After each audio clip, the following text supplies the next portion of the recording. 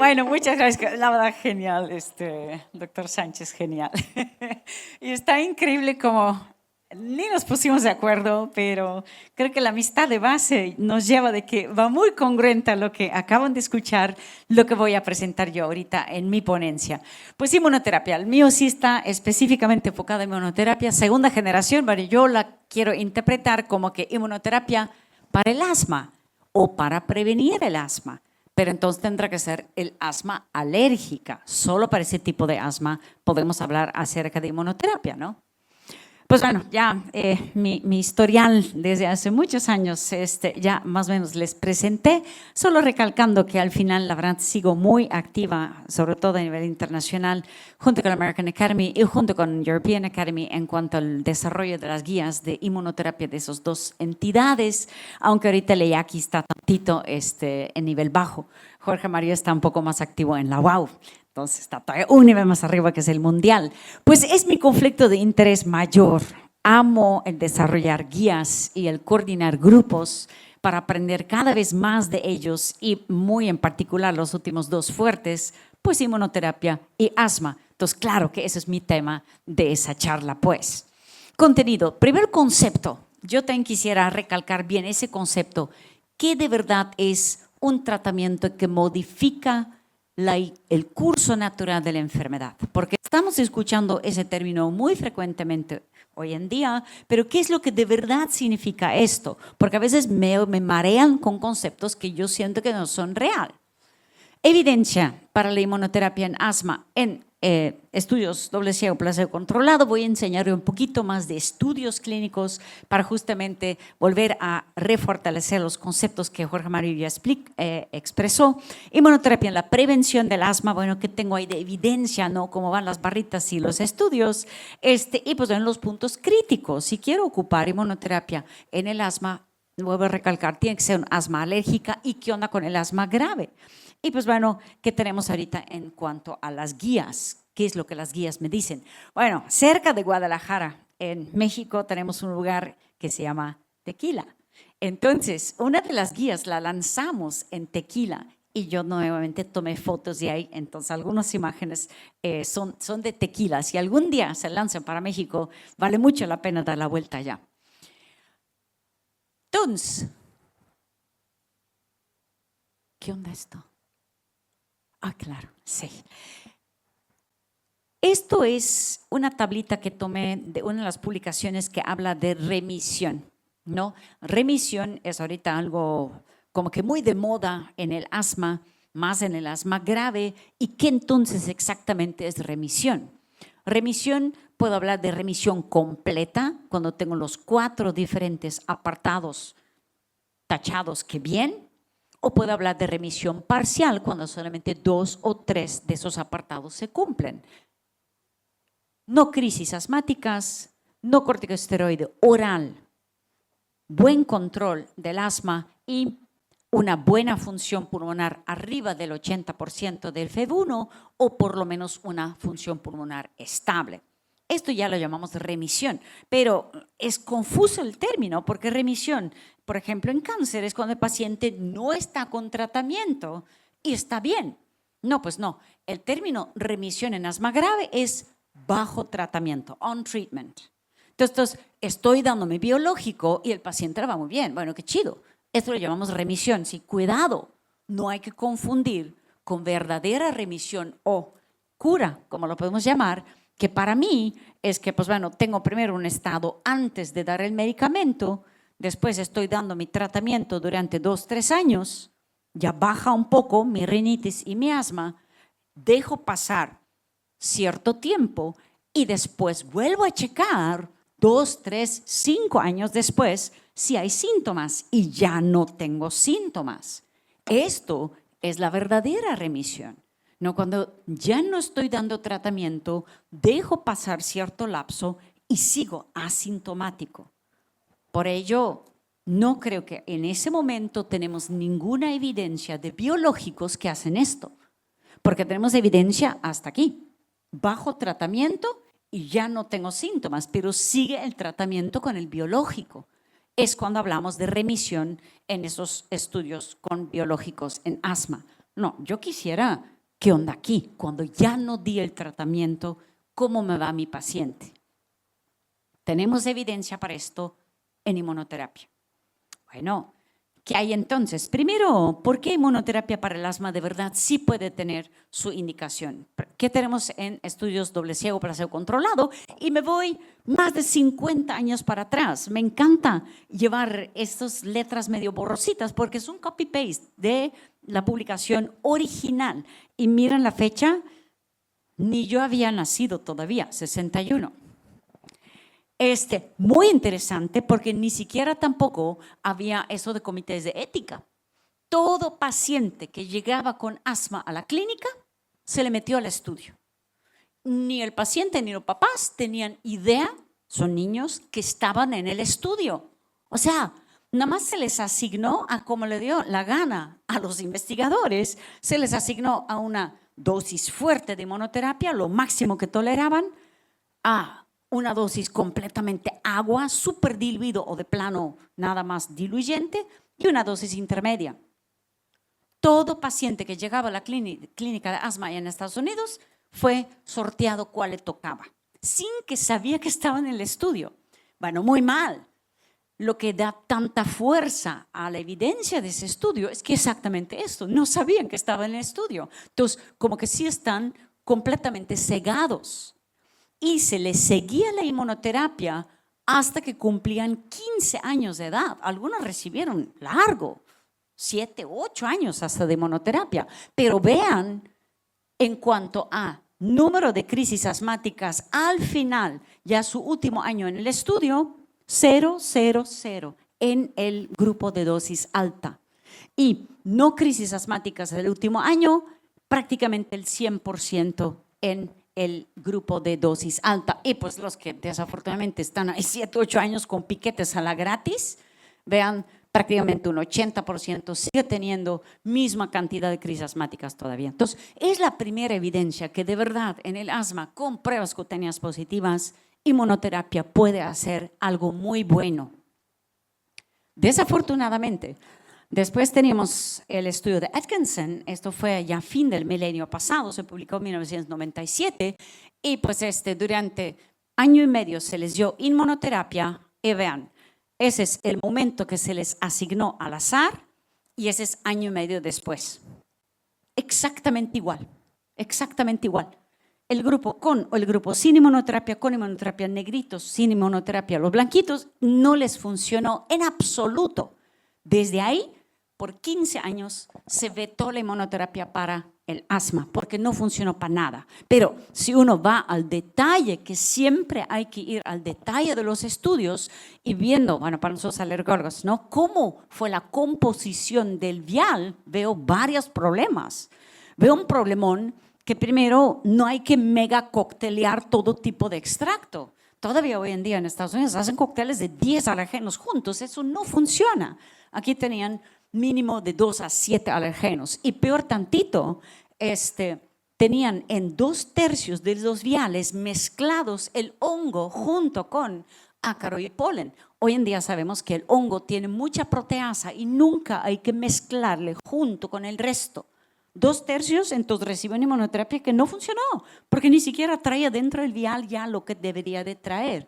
Y el tipo de extracto de ácaro que en ese entonces se ocupaba, ahí no voy a entrar demasiado en detalle, pero un tipo de ácaro whole mite mixed culture, que quiere decir que tiene mucho de un grupo de la proteína del ácaro, pero le falta casi por completo grupo 2, o sea, baja calidad. Por eso, claro, pues es un estudio negativo. Pues entonces no hay que mezclar, ¿no? Sí se puede mezclar, pero solamente se puede mezclar si son pocos alergenos y si manejamos una inmunoterapia con extractos estadounidenses, porque los compramos muy altamente concentrados y entonces ahí sí hay posibilidad de mezclar uno que otro alergeno juntos, no mega cóctel de 10. Sin embargo, si usted ocupa, como yo creo que aquí en Colombia también tienen, inmunoterapia con extracto europeo, esos no son hechos para mezclar, esos ya están hechos para tal cual aplicar al paciente. Entonces, la guía mexicana de la inmunoterapia nos dice, Estados Unidos, extractos sí, extractos europeos Solamente se debe usar una mezcla cuando los extractos uno por uno todos están al 100%, que no se diluyen. Bueno, había después, ya casi 20 años después, publicado en 2016, con inmunoterapia sublingual de ácaros, ya y nuevamente tenemos fuerte evidencia donde vemos que con el placebo hay más y más y más y más crisis asmáticas, y con tanto dosis baja como dosis alta, línea azul y línea amarilla, la muy clara reducción de más o menos como un 35% en la frecuencia de crisis asmáticas. No anulamos, pero reducimos en un paciente ya asmático la frecuencia de las crisis asmáticas. Y esto solamente fue un estudio durante un año. Pues, nuevamente, bonitas imágenes hay de tequila. Bueno, ¿qué anda entonces? Lo que finalmente pensamos, ¿no? Cuando quiero demostrar inmunoterapia de verdad funciona en asma, y más cuando tengo un paciente con múltiples alergias, todo paciente tiene una combinación diferente. Entonces, es muy difícil hacer un estudio doble ciego placebo controlado con todos que tienen exactamente ese tipo de ácaro, el pasto 3 y la maleza 2. Pues no. Pero entonces lo que tenemos que ver es estudios de la vida real. Y tengo un pequeño estudio, es uno de los varios que hay, pero este pequeño estudio coreano, donde durante 3 años, ¿no?, que es el ciclo mínimo de la inmunoterapia, se dio inmunoterapia y vemos cuántos pacientes ya asmáticos al inicio del estudio finalmente lograron por completo descontinuar su corticosteroide inhalado. 2/3 quedaron ya sin corticosteroide inhalado al final de los 3 años. A diferencia de solamente casi el 10% del grupo placebo, y los que podían fuertemente reducir fue 1/3. Entonces, con la inmunoterapia o se redujo o por completo se pudo quitar a los 3 años de la inmunoterapia el corticosteroide inhalado, muy semejante a lo que el doctor Sánchez nos enseñó del estudio colombiano. Y aquí había 2 grupos, había los que recibieron solo el ácaro o recibieron varios extractos, no mega cóctel, pero los dos vemos tanto el amarillito como el rojo muy semejante en cuanto a su eficacia. Entonces, mezclar uno que otro sí vale la pena y no me reduce la eficacia. Y cuando vemos a los subgrupos aquí con mejor respuesta, edad temprana de inicio del asma, mejor en niños, ¿no?, muy semejante a lo que ya escucharon, y mejor en los que, claro, junto con eso tienen rinitis alérgica, porque es como que más probable que de verdad sea un asma alérgica también. Ahí me voy a todo el otro lado, no estudios pequeños, sino estudios enormes de mega cantidades, cientos de miles de data. Esos son los grandes estudios que hoy en día se han estado llevando a cabo en Francia, en Alemania, en Dinamarca, en Europa, donde vemos con mucha claridad, ¿no?, en esos enormes database studies, que hay la clara reducción, ¿no?, en cuanto a la necesidad de medicamentos en el grupo con inmunoterapia sublingual en comparación con el grupo control, donde más bien había un poco aumento de necesidad de medicación. Esto fue un estudio en Francia, y de ahí, pues bueno, hicieron hasta un metaanálisis con varios, y la gran mayoría sí mostraron eficacia, pero 2 estudios no mostraron eficacia. Esos grandes estudios de base de datos. Yo creo que hay 2 estudios muy contundentes en todo esto. Ese es el estudio alemán de Schmidt. Entonces, él vio cuánto paciente evolucionó que GINA paso 1 hacia GINA paso 2, o sea, me estoy empeorando, o GINA paso 3 hacia GINA paso 4. ¿Cuáles, qué tantos de pacientes se empeoraron o más bien mejoraron? Entonces, si se agregaba inmunoterapia, el riesgo de ir a pasos peores es un riesgo muy debajo de 1, o sea, tengo más o menos para el primer paso un 13% y más importantemente un 34% reducción de riesgo de ir de mal en peor en mi asma si agrego al mismo tiempo inmunoterapia. Y el beneficio nuevamente mayor en niños que en adultos. Creo que nuevamente mismo perfil que estamos viendo aquí. Tal vez el estudio más bonito es ese de Benedict, es el REACT. Esto para nosotros es un estudio sólido y absolutamente landmark, ¿no? Como lo llamamos, marcador en el terreno. Se publicó en The Lancet, ¿no? Se publicó muy alto nivel, que quiere decir que es una evidencia muy sólida. Otra vez es una base de datos, 10 años de base de datos, y vean, 46,000 pacientes en Dinamarca manejados con inmunoterapia. Estoy diciendo bien Dinamarca, sí, Fritzing.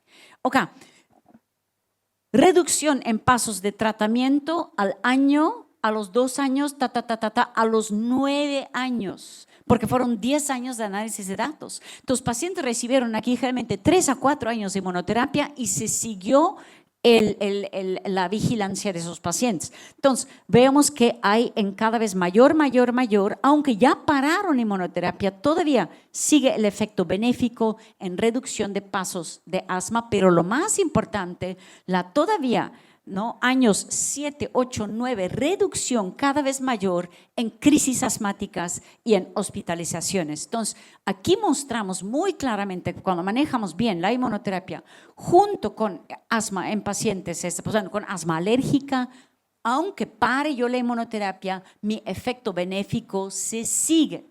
No estoy curando, por lo pronto que todavía hay cierto porcentaje de hospitalización o crisis asmáticas, pero me sigue mi efecto benéfico, mi efecto rumbo a la remisión, aún después del tratamiento, cosa que con el biológico jamás hasta ahorita se ha demostrado, ¿no? El efecto post.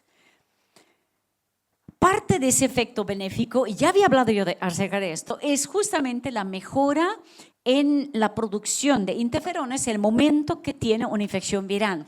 Muchas veces la infección viral es la que lleva a la hospitalización del paciente. Entonces, vimos aquí con mucha claridad, es un subsecuente estudio ya molecular en ciertos subgrupos de pacientes para intentar de explicar lo que les enseñé en la diapositiva previa, que de verdad después de la inmunoterapia mi respuesta a una infección viral ha mejorado, a diferencia de pacientes alérgicos sin inmunoterapia.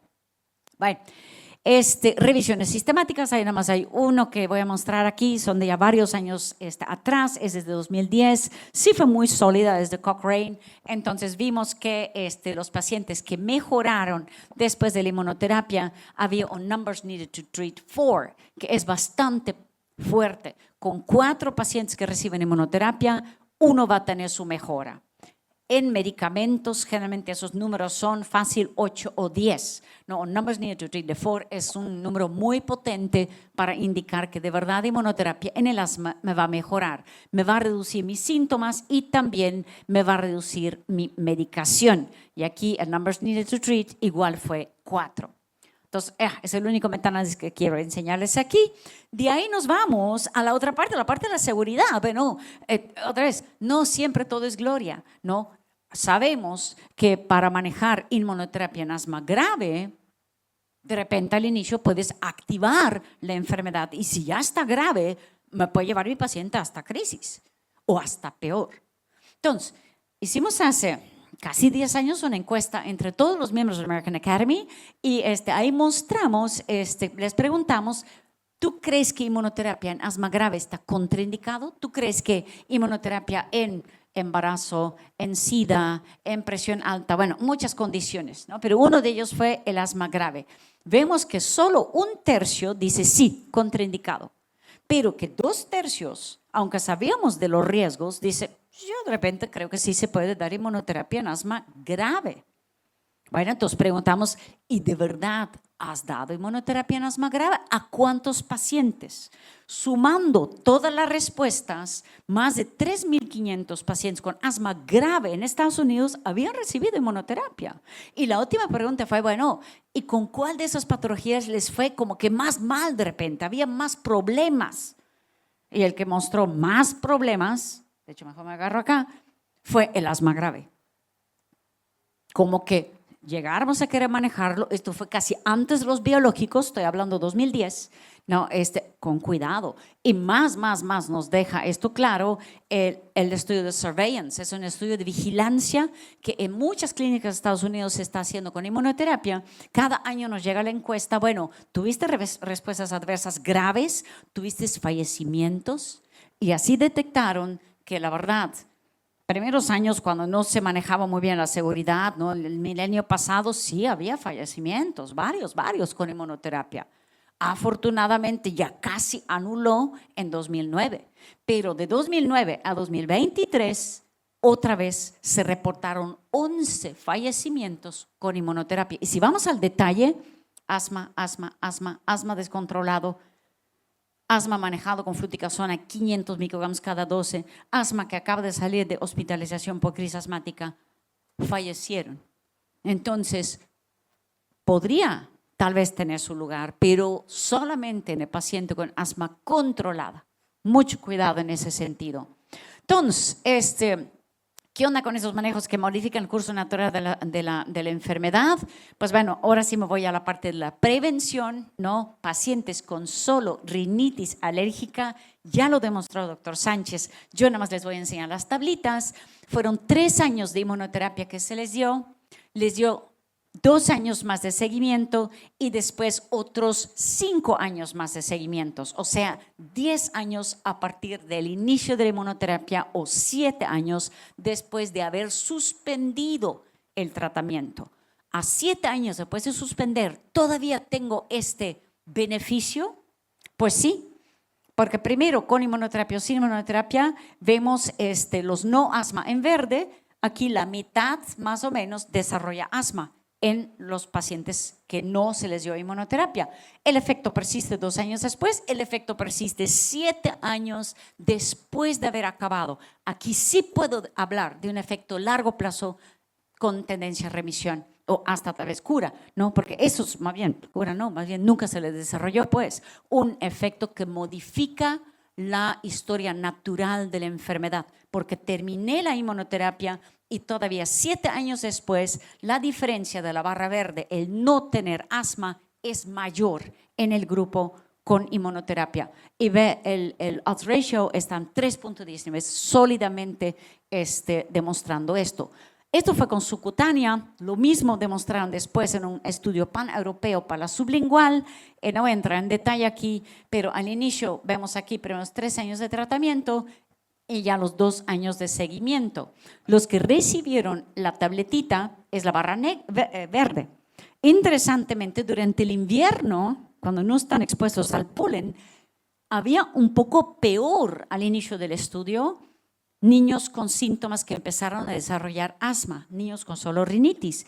Pero si veo yo el tercer año, aún en la temporada, no en la polinización, en invierno, ya vemos la clara reducción de síntomas de asma que persiste 1 y 2 años después del tratamiento. Y claro, en la temporada de primavera, en verano, cuando hay mucho polen, a la exposición del polen, desde el inicio vemos el efecto benéfico que nuevamente persiste 2 años después de haber terminado. Inmunoterapia, por ende, es una terapia que modifica la historia natural de la enfermedad. Terapia biológica, no hemos visto la evidencia. Estoy esperando hasta ahorita.